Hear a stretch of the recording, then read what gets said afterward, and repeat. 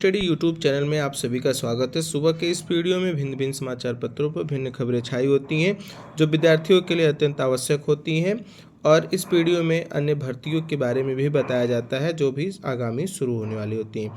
तो चलिए देख लेते हैं एक एक करके आज के इस वीडियो में क्या क्या है। जो लोग चैनल पर नए होंगे वो चैनल को सब्सक्राइब कर लेंगे और वीडियो को लास्ट तक जरूर देखेंगे।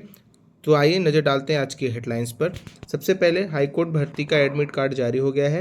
एयरपोर्ट यानी एयरपोर्ट अथॉरिटी ऑफ इंडिया से निकली है फायर सर्विस की भर्ती, और आरबीआई से जूनियर इंजीनियर की भर्ती, और यूपी SSSC से लगातार 6-7 नोटिस हुई जारी। और बीएड वालों के लिए क्या है खुशखबरी। तो आइए एक एक करके हम लोग देखते हैं कि क्या है डिटेल वीडियो।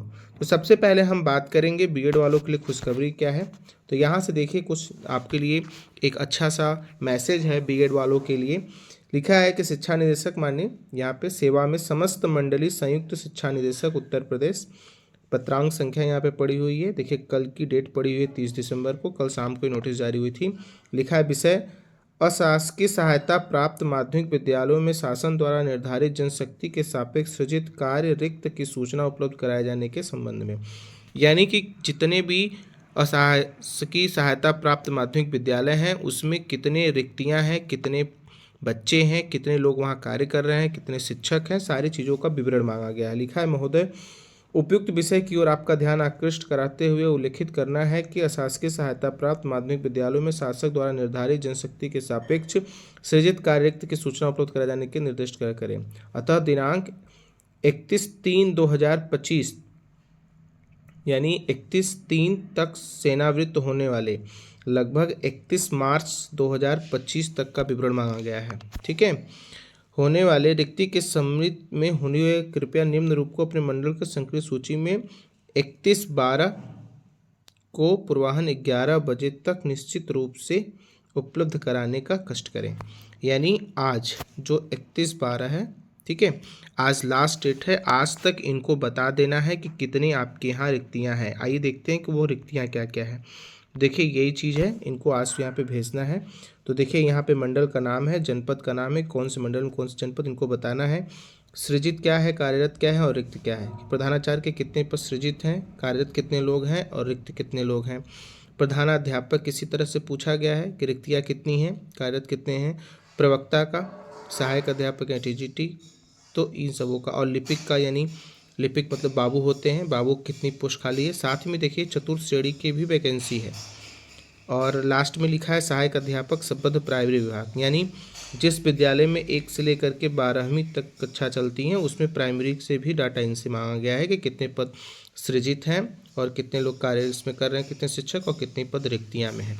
तो इनका विवरण माना गया है, ये विभाग से शिक्षा विभाग मांगा है सभी मंडल में पत्र लिख करके कि आप सभी लोग इनका जल्द से जल्द विवरण उपलब्ध करा दें। तो एक सुबगाहट यहाँ से मिल रही है कि शिक्षा सेवा चयन आयोग अब पूरे मूड में है और वो अध्याचन भेज के भी मंगाएगा। पहले पता कर रहा है कि कितनी वैकेंसी खाली हैं, उस हिसाब से अध्याचन आपको जल्द ही देखने को मिलेगा। लेकिन संभवतः उम्मीद ये है कि अप्रैल के बाद ही सारी चीज़ों को वहाँ पे हम लोग कर पाएंगे। ठीक है, तो चलिए चलते हैं कुछ अपने अगली न्यूज़ की तरफ। अगली न्यूज़ हमारी ये है कि हाई कोर्ट इलाहाबाद की जो परीक्षा होने वाले हैं, आपको पता है कि 4 और 5 2 दिन में हाई कोर्ट इलाहाबाद का सारे उस एग्ज़ाम हो जाने वाले हैं। 4 चीज़ का एग्ज़ाम होने वाला, स्टेनोग्राफर का है, ड्राइवर का है, जूनियर असिस्टेंट का है और ग्रुप डी का है।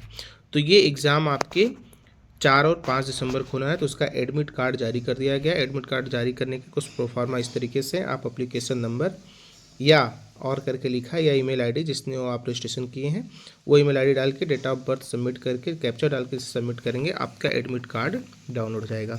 तो ये न्यूज़ है कि आप जा करके अपना एडमिट कार्ड डाउनलोड कर लें और देख लें कि आपका सेंटर कहाँ गया है।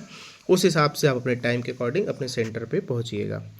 और एग्ज़ाम का शेड्यूल क्या था, जैसा मैंने आपको बता भी दिया, एक बार आप फिर से देख लीजिए कि ड्राइवर का और ग्रुप सी का एग्ज़ाम जो होना है वो 4 तारीख को होना है, एक मॉर्निंग शिफ्ट में और एक इवनिंग शिफ्ट में।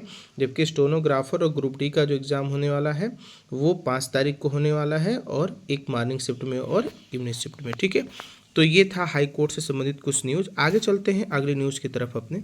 अगली न्यूज़ हमारी उत्तर प्रदेश अधीनस्थ सेवा चयन आयोग से लगातार जारी हो रही है। और कल तो हद हो गई, कल तो मतलब 7 नोटिफिकेशन एक साथ जारी हुए। यहाँ पे आपको दिखाऊंगा अभी, मैं अभी सारा डेट पड़ा हुआ देखिए 30 और मैं अब दिखाता हूँ कि कल एक साथ 7 नोटिस जारी हुई और जितनी भी ये नोटिस जारी हुई सब पुरानी भर्ती, कोई 2014 का, कोई 2015 का, कोई 2016 का, इस तरीके से भर्तियों का परिणाम, कोई 1 पद का, कोई 4 पद का रुका हुआ था। तो अभी के जो चेयरमैन हैं वो सारे पुरानी भर्तियों का क्या कर रहे हैं, पहले उसको समापन किया जा रहा है कि ये जल्द से जल्द फाइनल हो जाए तो फिर नई भर्तियों पे कार्यक्रम और तेज़ी से शुरू हो जाएगा। तो ये अच्छी बात है। तो चलिए चलते हैं हम लोग सीधे ऑफिशियल वेबसाइट्स पे और वहाँ से आपको मैं दिखाता हूँ कि पूरे कितने नोटिस जारी हुए। वेबसाइट्स पे यहाँ पे आ चुके हैं। अब आपको दिखाते हैं कि पूरे कितने नोटिस कल जारी हुए थे। ये देखिए, एक मतलब यहाँ से इतना नोटिस जारी, कब की डेट पड़ी, 30/12, 30/12, 30/12, इस तरीके से देखिए पूरा यहाँ से लेकर के यहाँ तक 27 को भी 3-4 नोटिस जारी हुई थी और अभी कल से जारी हुई है। अब देखिए यहाँ पे हम लोग बात कर देते हैं थोड़ा थोड़ा, सारी बात को तो डिस्कस करेंगे, वीडियो लंबा हो जाएगा। एक मोटा मोटा देखिए कि विज्ञापन संख्या 18/5/2016, देखिए 2016 की सीधी भर्ती के सामान्य चयन हेतु ये क्या था, दुग्ध आयुक्त दुग्धशाला विकास उत्तर प्रदेश लखनऊ से निरंतर दुग्ध विज्ञापन के से सुनवाई 17/1/5 को हुई है। तो एक विज्ञापन 2016 का ये भी है, विज्ञापन 2016 का ये भी है, उसके बाद देखिए विज्ञापन 2016 का ये भी है। तो ये सब सारी जो विज्ञापन है 2016 का है, कुछ 2015 का भी है। देखिए यहाँ पे आप देख सकते हैं 2015 का अनुदेशक का है जो परिणाम बाकी रह गया था, ये देखिए यहाँ पे है, हेयर एंड स्किन केयर की विज्ञप्ति के लिए जो सुनवाई हुई थी। और उसके साथ यहाँ पे देखिए अंतर्गत विधि विज्ञान प्रयोगशाला उत्तर प्रदेश नियंत्रक कनिष्ठ प्रयोगशाला सहायक के विज्ञप्ति पद पर ये भी था। तो कुल मिला करके कि जितने भी पुराने हमारे यहाँ पे पड़े हुए थे उन सभी को क्या कर दिया गया है, क्या कर दिया गया है। ठीक है, यहाँ पे भी देखिए ये भी 2016 की विज्ञप्ति थी, ये भी 2016 की थी, ये 2015 की थी। तो इस तरीके से उत्तर प्रदेश अधीनस्थ सेवा चयन आयोग ने अभी पुराने अपने पूरे वैकेंसी को अंतिम रूप दे दिया है। और आशा करते हैं हम लोग कि अब जितने भी 2023 से या 2022 से भी जितने भी परीक्षाएं रुकी हुई हैं उनका जल्द ही कैलेंडर आपको देखने को यहाँ से मिलने वाला है। ठीक है, तो चलिए चलते हैं अपने अगले न्यूज़ की तरफ। वो है भारतीय विमानन प्राधिकरण यानी एयरपोर्ट अथॉरिटी ऑफ इंडिया से निकली हुई है। Requirement for junior assistant fire service की निकली हुई ये पोस्ट, इस पोस्ट की हम लोग बात करेंगे। तो यहाँ से देखिए ये है आपका वैकेंसी, यहाँ पे निकला है post of junior assistant fire service की वैकेंसी निकली हुई है। कुल टोटल 89 पद हैं, इसमें जनरल के 45 हैं, एससी के 10 हैं, एसटी के 12 हैं और ईडब्ल्यूएस के 8 हैं, ओबीसी एनसीएल के 10 हैं। और आपका जो पे स्केल रहने वाला है इसमें वो 31,000 से लेकर के 92,000 रुपये तक आपका इसमें पे स्केल होने वाला है। आगे इसमें और कुछ चीज़ देख सकते हैं कि इसका जो फॉर्म फिलअप कब से स्टार्ट होने वाला है, तो 30/12 से स्टार्ट हो जाएगा, यानी कल से शुरू हो गया है और लास्ट डेट 28 जनवरी तक रखा गया है। और इसका जो एग्जामिनेशन है वो जल्द ही नोटिफाई किया जाएगा उसके द्वारा और आप लोग इसमें आवेदन कर सकते हैं। और इसमें आपको क्वालिफ़िकेशन दिखा देते हैं, क्वालिफ़िकेशन क्या है, एसेंशियल क्वालिफ़िकेशन 10th पास या 3 year diploma in mechanical automobile या फायर में हो या ऑब्लिक करके 12th पास रेगुलर स्टडी के साथ। इसमें सबसे बड़ी बात है कि आपको डीएल होने चाहिए, valid heavy vehicle driving licence, या फिर मीडियम व्हीकल लाइसेंस 1 ईयर का होना चाहिए, बाद में आपको रेन्यू कराना पड़ेगा। लाइट व्हीकल एमबीएम भी रहेगा तो भी हो जाएगा। ये आपके एसेंशियल क्वालिफिकेशन है, यहाँ पे मेंशन किया गया है। ठीक है, और आपकी इसमें हाइट भी मेजर होगी और विजन भी अच्छा होना चाहिए, वेट होना चाहिए, मतलब सारी चीज़ें यहाँ पे देखिए आपको लिखा हुआ है, आप यहाँ से देख भी सकते हैं। मेल के लिए फीमेल के लिए भी वेट भी यहाँ पे 55 kg से लेस नहीं होना चाहिए और वुमेन के लिए 45 kg से।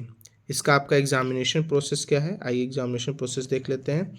सिलेक्शन प्रोसेस है कि सीबीटी एग्ज़ाम होगा, 2 घंटे का होगा, 50 क्वेश्चन पास मार्किंग रखा गया है जनरल ईडब्ल्यूएस के लिए और 40 क्वेश्चन पास मार्किंग रखा गया एसटीएससी के लिए। सिलेबस क्या होगा, 50% आपका सब्जेक्ट रिलेटेड होगा यानी 12th का होगा और उसके बाद जो भी है बाकी के 50% आपके क्या होंगे, जनरल नॉलेज होगा, जनरल इंटेलिजेंस होगा, एप्टीट्यूड होगा और इंग्लिश के सिलेबस होंगे। ठीक है, फिर उसके बाद आपका पेट होगा यानी प्रारंभिक जो फिजिकल इंटरेस्टेंस होता है वो 100 मीटर की दौड़ होगी।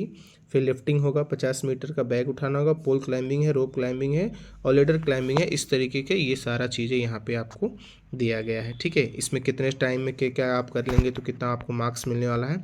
तो एक अच्छी वैकेंसी, आप सभी लोग जा करके इसका फॉर्म जरूर फिल कर सकते हैं। तो इसका आवेदन शुरू हो गया है। चलिए बात करते हैं हम अगली वैकेंसी आरबीआई। अगली वैकेंसी हमारी आरबीआई यानी रिजर्व बैंक ऑफ इंडिया से निकली हुई है जूनियर इंजीनियर के पोस्ट की, जिसमें सिविल और मैकेनिकल दोनों सिविल और इलेक्ट्रिकल की पोस्ट है।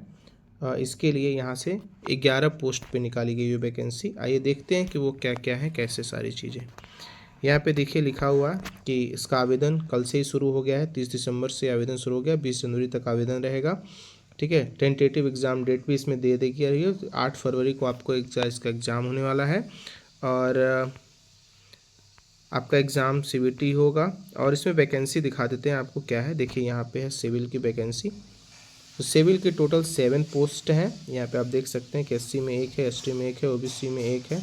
ठीक है, ये जोन वाइज है, ईस्ट वेस्ट नॉर्थ साउथ और सेंट्रल जोन में है। इस प्रकार से ईडब्ल्यूएस में एक भी सीट नहीं है, जनरल में वेस्ट में 2 सीट है और यहाँ से 1 सीट है। कुल मिला के टोटल 7 सीट सिविल से निकल के आ रही है।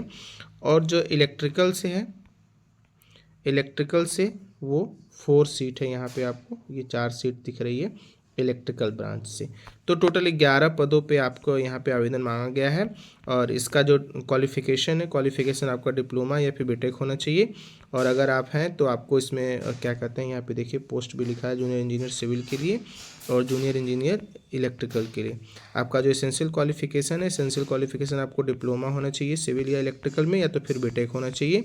और साथ ही साथ आपको एक्सपीरियंस ज़रूर मांगा गया। तो आप इसमें एज भी दे रखा है कि बिटवीन 20 से 30 साल की आपकी एज होनी चाहिए। ठीक है, मोर देन 30 नहीं होना चाहिए। बाकी आपको एज रिलैक्सेशन अदरवाइज मिलता रहेगा। यहाँ पे देखिए आपको क्वालिफिकेशन दे रखा है, मैंने जैसा बताया कि diploma in civil engineering registered या फिर बोर्ड से मिनिमम 60% होना चाहिए। डिग्री इन सिविल इंजीनियरिंग, ठीक है, डिग्री भी मांगा गया है, या तो डिप्लोमा रही है या तो डिग्री रही है, 55% मार्क्स से पास होना चाहिए। वही चीज़ इलेक्ट्रिकल के लिए, वही चीज़ क्या है सिविल के लिए भी है।